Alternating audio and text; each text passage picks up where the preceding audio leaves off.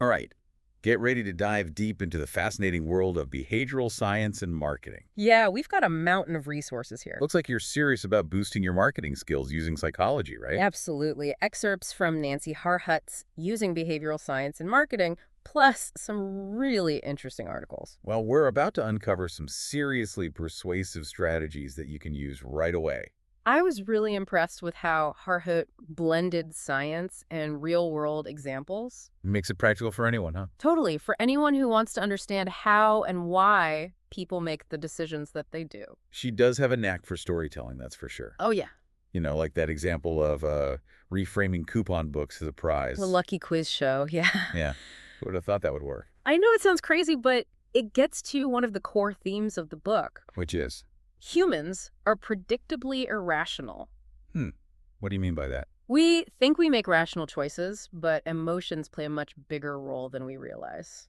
She does mention that 80% of buying decisions are driven by emotions. Even in the B2B world. Makes you wonder about those seasoned professionals, doesn't it? Right. You think they'd be immune to that. You would think that logic should prevail But we're all susceptible. to those unconscious biases. And emotional triggers, yeah. It's like that Wall Street Journal ad campaign. The one with the creative directors. Yeah, I thought that was a great example of the commitment and consistency principle. Oh, that's a good one. Using those existing beliefs to make the message stronger. You know what I mean? That principle is gold for marketers. It is, and it really highlights how getting someone to agree with you initially, even if it's a small thing. Can lead to bigger things down the road. Yeah, like getting your foot in the door almost. Yeah. It's about building that sense of consistency. Makes you think about that story Harhoot shared about being at South by Southwest. SXSW. Yeah, where she ended up signing a petition. Oh, just because she'd already agreed that the conference was going well? Exactly. Those small yeses can really lead to bigger ones down the line. For sure. And this isn't just about petitions or anything. This is about marketing in general. Absolutely. Free trials, newsletters, you name it. All those small commitments can lead to something bigger. Larger purchases, brand loyalty, So how do we use this commitment and consistency principle ethically Yeah, because it can sound a little sneaky. without feeling like we're, taking advantage of people? Well, it comes down to understanding the psychology behind it. Okay, so not about manipulation. No, not at all. It's more about alignment. Aligning with people's values. Yeah, and beliefs. Okay, so we've established we're not as rational as we think. Right. What other interesting quirks can marketers leverage? Well, loss aversion is a big one. Loss aversion, huh? Harhoot points out that we're actually twice as motivated to avoid pain than we are to gain pleasure. Makes you think, doesn't it? Just it does. Like, think about that time you chose the more expensive flight just because you were afraid of missing your connection. Oh, yeah. Or when you upgraded your timeshare to avoid the hassle of booking in the future. We do whatever we can to avoid losses, even if it means paying more. It seems counterintuitive, but it makes sense. It does, and marketers know this. So how do they use it? They frame their message in terms of what you stand to lose by not taking action. Okay, so instead of focusing on the benefits. You highlight the potential downsides of inaction. Okay, I'm starting to get it. So instead of saying, sign up for our service and enjoy all these amazing benefits, you'd say, don't miss out on these incredible benefits. Sign up now before it's too late. okay, I can see how that would be more impactful. It taps into that fear of loss, you see. It's kind of like a limited time offer, right? Exactly. It creates that sense of urgency. And speaking of missing out, let's talk about scarcity. Ooh, that's a good one. That chocolate chip cookie experiment blew my mind. You know, right? Scarce cookies were rated tastier. It's just a cookie. But it highlights how our brains perceive value. Okay, so when something is scarce, It becomes more desirable. marketers are masters at this, aren't they? Oh, absolutely. They play on our fear of missing out. Like that car dealership that outsold its control group by 82% just by using scarcity tactics. It's incredible, isn't it? It is. They used both urgency and exclusivity. Emphasize limited quantities and make customers feel like they're part of a special group. Powerful combination. But again, we've got to use these tactics ethically, Absolutely. No one likes to feel manipulated. especially with a big purchase. Right. Persuasive, not pushy. I like that. So let's move on to another principle, Right. the reciprocity principle. Yes. The feeling of obligation to return a favor. Harhoot tells that great story about being invited to dinner Multiple times. years after hosting a holiday party. People feel obligated to reciprocate, even years later. It's true. It's amazing how strong that feeling can be. It is. So how do we, as marketers, use this to our advantage? Well, think about content marketing. Okay. You create high-quality content, genuinely helpful. Valuable to your target audience. You're building reciprocity. They're giving a first Right. And then they're more likely to reciprocate. by purchasing from you. Exactly. It's not a quid pro quo. Not at all. It's about relationship building. It's about trust. Trust and value. And then there's that example of the B2B company that won back those financial advisors by gifting them personalized cartoons. I love that story. So creative, right? It shows you care. Thoughtful gestures go a long way. They do. Speaking of being influenced by others, let's talk about social proof. Ah, yes. The power of the crowd. You know Harhut's story about convincing a customer to buy a monogrammed ashtray? As a base for a Madonna statue. Hilarious. It's a perfect illustration of social proof, We look to others especially those we see as similar to ourselves. to make decisions, especially when we're unsure. It's a shortcut. It's like that insurance case study, right? Yes, the hard-to-sell insurance product. They were able to sell it just by highlighting positive online reviews. People trust other people. More than marketing messages, it's true. That's why testimonials are so powerful. User-generated content. They provide that third-party validation. And then there's that infomercial tactic. The operators are standing by. So sneaky, but so effective. It creates that sense of urgency. FOMO. Fear of missing out, even if the demand isn't actually that high. It's all about perception. Exactly. Well, we've covered a lot of ground already, and it feels like we're just getting started. I know, right? So much more to discuss. Before we dive into more of Harrod's persuasive techniques, Let's take a quick break. don't forget to subscribe to One Book a Day on YouTube Check out the link to purchase Using Behavioral Science in Marketing in the episode description. We'll be back in a flash to continue our exploration. of the fascinating world of marketing psychology. Welcome back. We're ready to jump back into using behavioral science in marketing, but first, a little confession. Oh, a confession. I love confessions. You might be surprised to learn that even the savviest marketers sometimes fall prey to the very biases they're trying to leverage. Oh, that's interesting. How so? We're all human, after all. That's true. Even those unconscious biases can sneak up on us. They really can. Harhut shares a really funny anecdote, actually. Okay, I'm listening.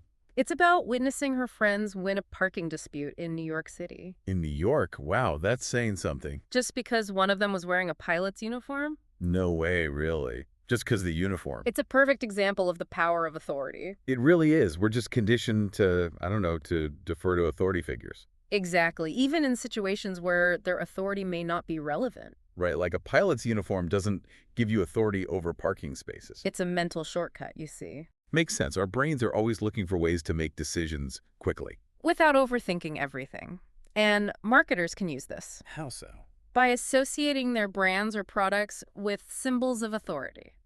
So like endorsements from experts in the field. Exactly. It gives them credibility. Trustworthiness, too. Or even those as seen on TV logos you see everywhere. Exactly, or those little security badges on websites. Oh yeah, the ones that ease our anxiety about entering credit card information. Those badges signal security and reassurance. The visual cues of authority, I guess you could say. Precisely. Okay, so we've talked about how we can be influenced by authority figures, All right. but let's not forget about the power of stories. Oh yeah, storytelling. Harhut talks about winning a trip to Hong Kong because of her storytelling skills. Right, with a tequila packaging pitch, no less. I love that story. It really highlights how powerful a good story can be. Stories are incredibly persuasive. They engage more parts of the brain, They make those messages stickier, don't they? more memorable for sure. It's like that Smile Train email campaign. The one with the single warrior story. That increased donations significantly, right? Absolutely, because stories connect with us on an emotional level. It's true, facts and figures can inform. But stories persuade. They move us to action. Okay, so how can marketers harness the power of storytelling without being cheesy or inauthentic? It's all about authenticity. So we need to find those real stories, huh? The ones that resonate with your audience. Okay. Stories that show the human side of your brand. I get it. So instead of just listing features and benefits, Weave them into a story, make it relatable. show vulnerability, and people will connect with you. I like that. Now let's talk about something we all struggle with. Procrastination. Ugh, yes. bridging the gap between our present and future selves. Oh, I know that feeling all too well. We all have this idea of our future selves The ones who are more organized and disciplined. on top of everything. Right. But the reality is, Our future selves are probably just as likely to procrastinate as our present selves. sadly, It's yes. like my future self is supposed to be hitting the gym every day and eating healthy. And your present self is reaching for the cookies. Exactly. It's a constant battle, So marketers need to connect with both selves. both the present and the future. Appeal to our immediate desires while highlighting the long-term benefits. Makes sense. Like that Merrill Edge campaign, the one with the age progression software. Oh, the face retirement campaign? Yeah, that's a good one. It made retirement planning feel more tangible, More real, I guess. relevant to people's present selves. Powerful stuff. Yeah, Okay, so before we get too lost in the world of future selves, right. let's shift gears to a principle that's all about giving people a sense of control. Autonomy bias. Autonomy bias. Interesting. Yeah. What is that exactly? Modern consumers want to do things their way. My way, like Sinatra. Exactly. Yeah. And offering choices, but not too many, can increase sales. Really? I would think too many choices would be better. It's about finding that sweet spot, you know? Okay, so not overwhelming them, Right, just enough to feel empowered. so they feel like they have a say in the matter. Exactly. It's like that Smile Train solicitation that gave donors the option to never be asked for another donation again. Really? That's bold. It was counterintuitive, but it actually worked. So by giving people control over their giving, they were more likely to give. Exactly. Interesting. So even small choices like color options or delivery methods can make a difference, Absolutely. It makes them feel like active participants. not just passive recipients. Exactly. And now for something that affects all of us, information gap theory. Information gap theory. Okay, tell me more. Humans are curious by nature. That's for sure. We're always trying to fill in the gaps in our knowledge. It's like that job offer Harhut mentions. The one where she was left wondering what the catch was. Like, you have to know. We need to resolve that uncertainty. Marketers can use this to their advantage. I can see where this is going. They can pique our curiosity By creating a knowledge gap. that we then feel compelled to fill. Okay, so like a cliffhanger. Exactly. Like the U.S. Navy's Project Architeuthis campaign. The one that attracted cryptologists through puzzles and codes. Brilliant, right. It was. They targeted their audience perfectly. By presenting a challenge, they sparked curiosity. So instead of just giving all the information up front, create a little mystery. Make them want to learn more. Keep them guessing. I like it. Now let's talk about making things easy to understand. Yes, cognitive fluency. Cognitive fluency. This principle is all about making your message easy to process. So the easier it is to understand, the more likely people are to believe it. And act on it, yes. It's like that catchy rhyme you mentioned before. From Harrod's agency, right? Yeah. Assess the terrain, trigger the brain, measure the gain. It's memorable, isn't it? It is. It really sticks with you. Simple, clear language. It makes people feel confident about their decisions. Exactly. Like that hospital poster campaign. The one with rhyming slogans. To encourage nurses to stay hydrated. Those rhymes really made the message memorable. More likely to be acted upon. It's not about dumbing things down, Not at all. It's about using language that resonates. avoiding jargon. Making it easy for everyone to understand. Makes sense. We've covered a lot of ground in this segment. From authority to storytelling. Curiosity to cognitive fluency. But there's still more to uncover. There is. Oh man, buckle up everyone. We're going even deeper into using behavioral science in marketing. Welcome back, everyone. We're diving into the final part of our deep dive into using behavioral science in marketing. We've got some really fascinating principles to cover. Let's start with one that I find both intriguing and a little unsettling. Availability bias. Availability bias, huh? Yeah, the idea that we tend to overestimate the likelihood of events that are easy to remember. Even if those events are actually quite rare. Exactly. It's like we're more afraid of shark attacks than falling coconuts, even though coconuts are far more deadly. A classic example. Mm-hmm. And marketers can use this bias How so? by making their products or services top of mind. When a need arises. Precisely.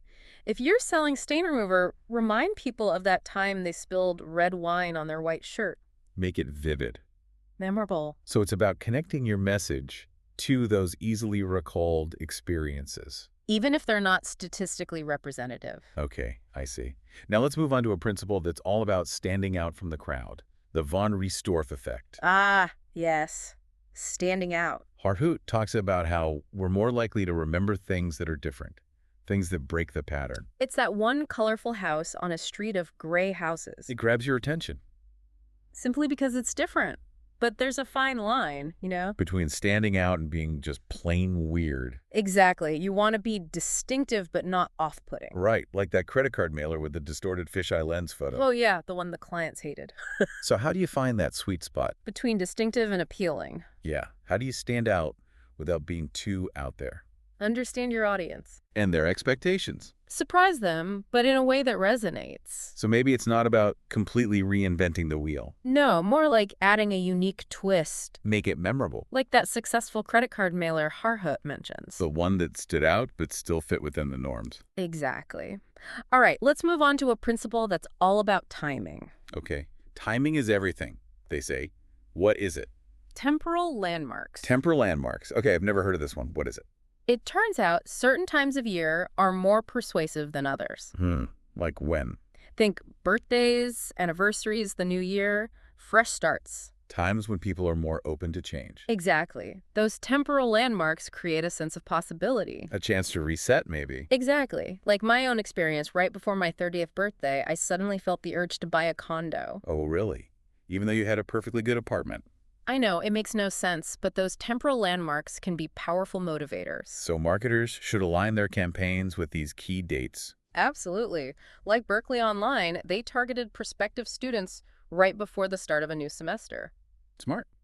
Now for our final principle. Let's tackle a universal human struggle. Procrastination. Oh, the struggle is real.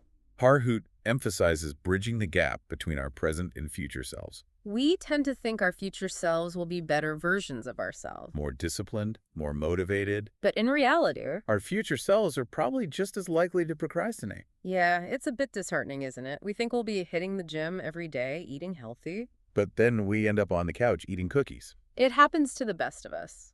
So how do marketers deal with this? How do they appeal to both our present and future selves? It's about connecting those two selves. Show how present actions can benefit your future self.